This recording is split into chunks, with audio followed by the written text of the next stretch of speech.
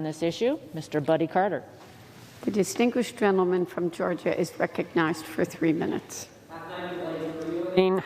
Madam Speaker, I'm here today to ask my colleagues across the aisle to set aside this weak bill and support permanently, as in forever, scheduling fentanyl and its analogs. We just heard from the honorable lady from Texas. We all agree. It is not good. Fentanyl is the problem. Here we have an opportunity for us to work together to help stem the flow of deadly fentanyl and its analogs into our country. This is an issue that impacts every one of us. Every one of us, whether we're Republican, Democrat, Independent, it impacts every one of us in our communities.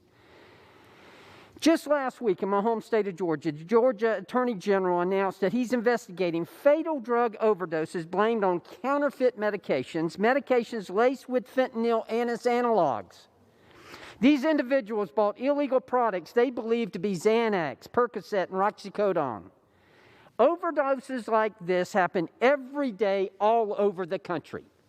All over the country. Yet some of my colleagues want to go soft on fentanyl analogs and let these products become legal in just mere weeks or temporarily schedule it for a few months until they can craft another weak plan.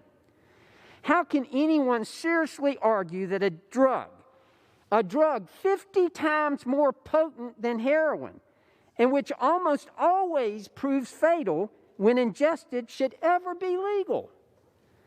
These products are manufactured illegally, and they're largely brought into the U.S. through the southern border. Every year, U.S. Border Patrol agents intercept enough fentanyl.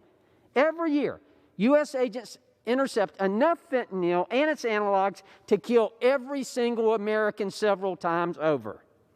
In fact, Customs and Border Patrol announced in 2019 they had enough seized fentanyl to kill 800 million people. And that's what they had seized. We don't know what else came across.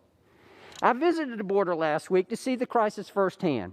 Border Patrol agents are so overwhelmed with a 20-year record high number of illegal immigrants that smugglers and cartels are using this as an opportunity to traffic more fentanyl substances. If the president and vice president would visit the border, they would be able to talk to the agents firsthand and see for themselves how serious the issue is. Instead, they've elected to leave our border wide open. We are inviting drug traffickers to bring fentanyl substances into the country and distribute it in our streets.